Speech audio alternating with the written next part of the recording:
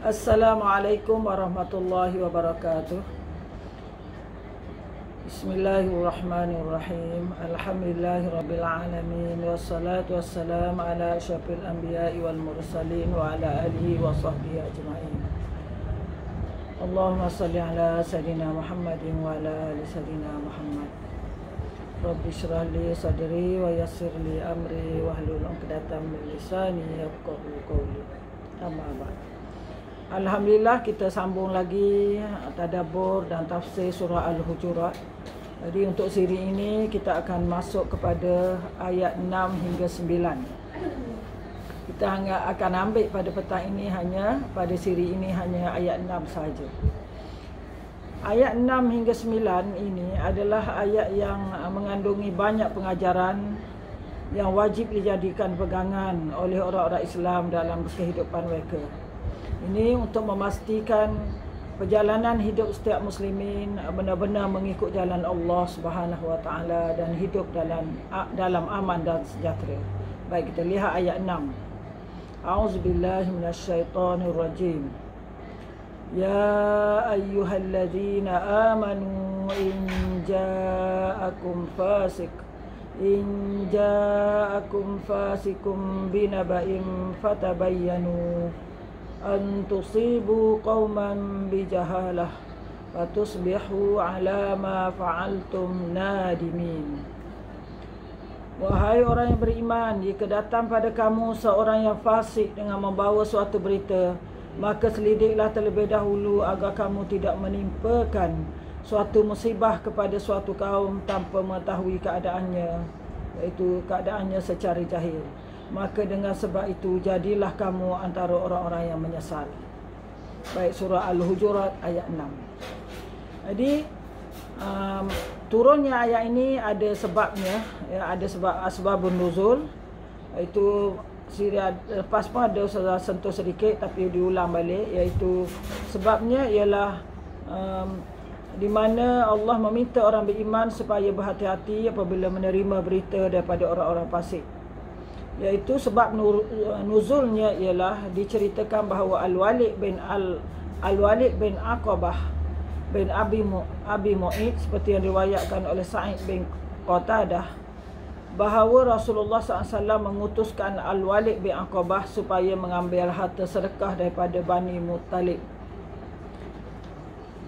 Kemudian Al-Walid bin Aqabah pergi ke kampung Bani Muttalib itu, sebagaimana ditugaskan oleh Rasulullah SAW. Apabila tiba kampung itu, Bani Muttalib itu, tiba-tiba penduduk Muttalib itu keluar beramai-ramai, maka dia terus melarikan diri kerana menyangka orang ramai ingin memukulnya, sedangkan mereka keluar kerana mahu menunaikan sedekah. Jadi Al-Walid bin Aqabah pulang menemui Nabi SAW dan memberitahu baginda bahawa penduduk Bani Muttalib telah murtad, keluar dari Islam, dan menceritakan bagaimana mereka keluar beramai-ramai semasa dia tiba di sana. Lalu bila dengar berita ini, Rasulullah SAW mengutuskan Khalid Al-Walid ke perkampungan Bani Muttalib ini, dan Rasulullah berpesan supaya Khalid Al-Walid hendaklah meneliti dan menyiasat terlebih dahulu serta tidak bertindak secara terburu-buru. Makna Rasulullah menyuruh Khalid Al-Walid tabayyun dahulu, siasat dahulu.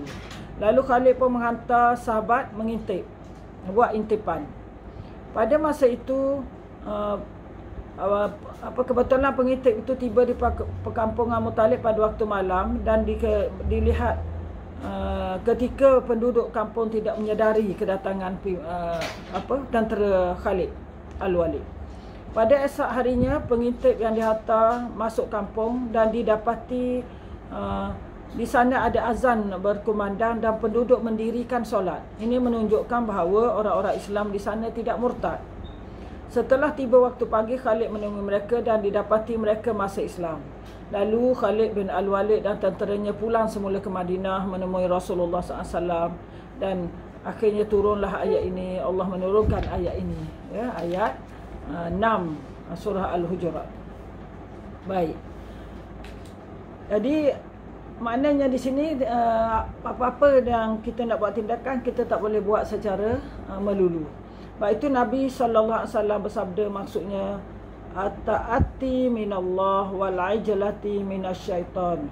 Berhati-hati itu adalah daripada Allah dan tergopoh-gopoh itu adalah daripada syaitan. Jadi hasil daripada tindakan ini, ada ulama membincangkan adakah cuba kita tengok ayat ni sedikit habis dah bab asbabun nuzul. Apabila kita lihat kepada tafsir Al-Munir ini, kita lihat ayat in ja'akum fasikun dan binaba'in. Fasikun dan naba'in tidak ada alif lam, kita sebut sebagai nakirah. Kalau ada alif lam disebut makrifah. Al-fasik, al-fasik contoh. Apa maksudnya? Kenapa Allah nakirahkan? Allah buat dalam bentuk nakirah untuk iaitu maksudnya ialah supaya orang Islam berhati-hati dengan berita orang dan menunjukkan berita yang umum, iaitu semua orang fasik dan semua berita bentuk berita. Maksudnya orang Islam perlu berhati-hati dengan semua orang-orang yang fasik dan semua berita yang dibawa oleh orang fasik. Sebab itu dinakirahkan umum, maknanya bukan sahaja berita pada zaman Rasulullah tetapi juga sehingga hari kiamat. Maknanya sehingga kepada umat Rasulullah SAW, mencakupi sama ada orang fasik kita kena teliti, dan juga berita yang dibawa juga perlu diteliti. Jangan sekalian percaya begitu saja perkataan orang fasik, sebab orang tidak memelihara dirinya dari kefasikan, ia juga tidak memelihara dirinya dari kebohongan yang masih satu bentuk kefasikan. Baik. Sekarang kita akan lihat ialah apa makna fasik. Dan sebelum apa makna fasik, kita kena lihat dahulu kalau di sini kejap ya. Kedudukan seorang sahabat yang disebut tadi, iaitu Al-Walid bin Aqbah.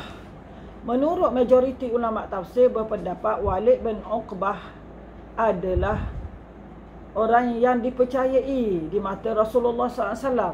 Jadi dia tak terpalit dengan orang fasik kerana dia orang kepercayaan Rasulullah SAW. Dan dia ni hanya salah anggapan saja. Dalam pengertian sebenar dia bukan fasik.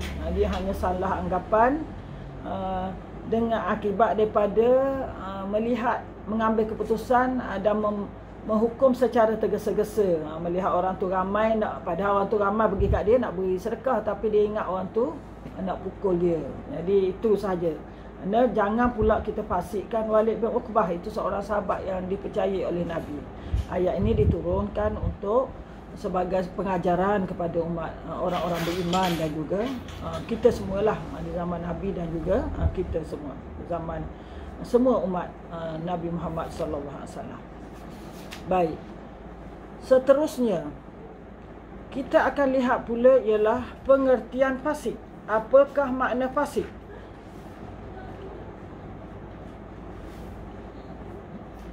Makna fasik ialah apa makna fasik? Fasik ialah orang keluar daripada garisan panduan Islam. Menurut syarat, fasik ialah orang yang tidak mentaati Allah dan Rasul dan mengerjakan dosa-dosa besar atau mengerjakan dosa-dosa kecil secara berkekalan.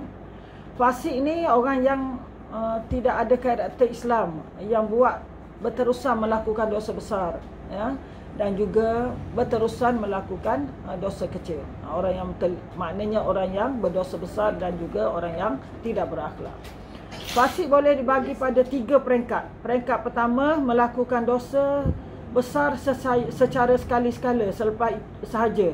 Lepas itu dia melakukan perbuatan tersebut dan dia merasa bersalah dan menyesali perbuatan itu. Lepas itu dia berasa bersalah dan menyesal.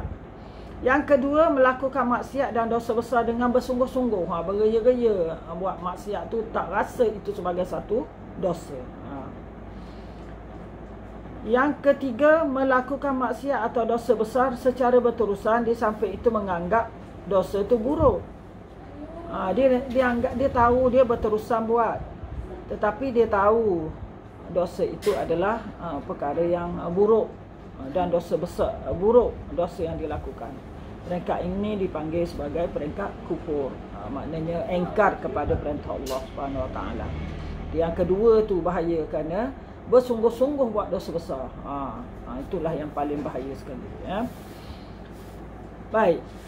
Jadi disebutkan dalam buku ini bahawa kalau di zaman Rasulullah pun disebut mengenai orang fasik ini, mengenai berita-berita palsu, apatah lagi di zaman kini, di zaman kita ini, yang lebih banyak lagi orang-orang fasik menyebarkan berita dan khabar palsu melalui pelbagai media, terutama melalui alat-alat cyber am, melalui berita yang disiarkan sama ada akhbar, majalah, radio, TV, dan juga ialah melalui FB, melalui IG, melalui WhatsApp dan sebagainya. Ini senang-senang je orang mengeluarkan berita-berita yang tidak benar. Orang-orang fasik ni kalau kita lihat zaman sekarang, dia ada 3 golongan. Satu, orang-orang bukan Islam. Yang kedua, orang-orang yang tidak berjiwa Islam. Orang Islam tapi tak ada jiwa Islam, anti-Islam, ya, orang liberal, orang-orang yang tidak suka kepada terlaksananya Islam di dalam masyarakat umat Islam. Dan yang ketiga ialah terdiri daripada musuh-musuh Islam itu sendiri. Ada musuh-musuh Islam yang tidak suka kepada perjuangan Islam ditegakkan, ya, di dalam negara Islam. Maka dia berusaha burukkan Islam. Dia berusaha hantar berita-berita palsu supaya orang takut dengan syariat Islam, dengan kebaikan Islam. Jadi orang benci pada Islam. Jadi dia takut kepada bahawa Islam akan diminati oleh masyarakat. Lalu tujuannya supaya Islam ini tidak dapat dilaksanakan dalam masyarakat Islam. Dalam keadaan seperti ini, kita perlu meneliti dengan baik apa-apa berita yang disampaikan. Sekiranya tidak, kita akan menyesali tindakan ini, terburu-buru dalam menerima sebarang berita. Jadi jalan selamatnya ialah kita kena tabayun, fatabayyanu, ya, fatabayyanu, tabayun. Selidik dahulu sebarang berita disampaikan kepada kita. Baik. Itu pengajarannya. Maknanya tadabbur ayat ini, ayat 6 ini, pertama sekali ialah sebarang berita yang disampaikan oleh orang fasik hendaklah diselidik terlebih dahulu. Jangan percaya. Kalau orang fasik yang sampai berita, apa saja berita dibawa, kita tak boleh terima dengan senang. Ya? Apa yang dibawa itu perlu ditabayun. Berita dan juga orang fasik. Berita yang dibawa dan juga orang fasik yang itu sendiri kita kena tolak. Begitu juga tetapi kalau orang Islam, berita yang dibawa oleh orang yang adil, orang adil tu maknanya ialah orang yang bertakwa pada Allah, orang yang berakhlak, maka yang ada otoriti keagamaannya ada ialah menjadi hujah dan mesti diterima. Yang disampaikan oleh orang-orang yang boleh dipercayai, orang yang adil, orang yang berakhlak mulia, para ulama, ya, maka kita hendaklah menerima. Baik. Hukum berhubung dengan orang-orang fasik. Ini adalah dalam buku tafsir surah Al-Hujurat oleh Tuan Guru Datuk Seri Haji Abdul Hadi Awang. Apa hukumnya kita berhubung dengan orang-orang fasik? Imam Asy-Syafi'i mengharuskan orang fasik itu menjadi imam. Pendapat ini diutarakan disebabkan pemimpin-pemimpin di zaman beliau ramai yang fasik. Jadi diberikan orang fasik ini diberi rukhsah di mana boleh jadi imam pada rakyat jelata, sebab pada masa itu biasanya para pemimpin akan menjadi imam solat, walaupun dia bertaraf fasik. Itu Imam Asy-Syafi'i.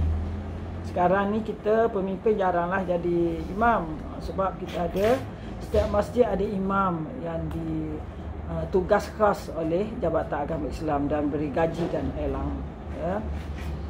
Yang kedua, arahan pemimpin fasik. Jika ada orang fasik menjadi pemimpin kota negara sebagainya, maka segala arahannya yang tidak bercanggah dengan syariat Allah hendaklah dilaksanakan. Kalau di negara Islam pemimpin orang fasik, maka kita tahu akhlak dia tak begitu baik, maka apa saja arahan dia tentang negara yang tidak bercanggah dengan syariat, hendaklah kita laksanakan. Tetapi apabila bercanggah dengan syariat, maka hendaklah harus kita tidak boleh patuhi, malah arahannya mesti ditolak. Apakah hukum orang fasik menjadi wali? Imam Asy-Syafi'i berpendapat orang fasik tidak sah menjadi wali nikah, manakala Imam Abu Hanifah dan Imam Maliki berpendapat orang fasik boleh harus menjadi wali nikah kerana dia layak menjadi wali kepada hartanya, justru dia layak menjadi wali kepada perkahwinan. Ya, jadi kita nampak di sini Imam Syafi'i tidak sah menjadi wali nikah. Sebab itu kita lihat orang yang nak jadi wali ni dia kena mengucap dan beristighfar dahulu, dan di nikah anak-anak pengantin itu ada dinikah oleh tukang nikah daripada Jabatan Agama.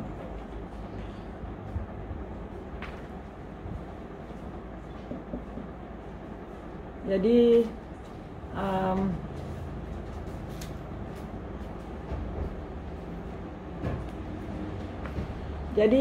kita tengok di sini bahawa begitulah keadaan kedudukan orang fasik, di mana Allah memberikan kedudukan orang fasik ini, dan dia ada ruang untuk bertaubat kepada Allah Subhanahu Wa Taala. Ya, dia boleh bertaubat dan sebab dia melibatkan dosa besar, dan boleh kembali menjadi orang mukmin yang bertakwa. Jadi pengajarannya macam disebutkan tadi bahawa kita hendaklah ada sifat tabayun. Ya, jangan mudah berita, sebab sekarang ni berita nak sampai sekejap aja, dia boleh sampai satu dunia. Sebab itu kita mesti ada tabayun.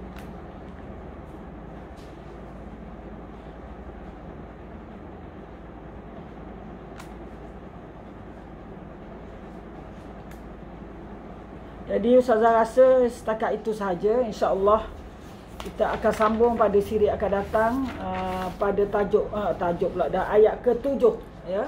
Jadi segala baik dari Allah Subhanahu Wa Taala. Ustazah mohon ampun dan maaf, ya, atas jika ada apa-apa kesalahan. Kita tutup dengan tasbih kafarah. Subhanakallah wa bihamdik, asyhadu an la ilaha illa anta, astaghfiruka wa atubu ilaik. Wallahu a'lam. Wassalamualaikum warahmatullahi wabarakatuh.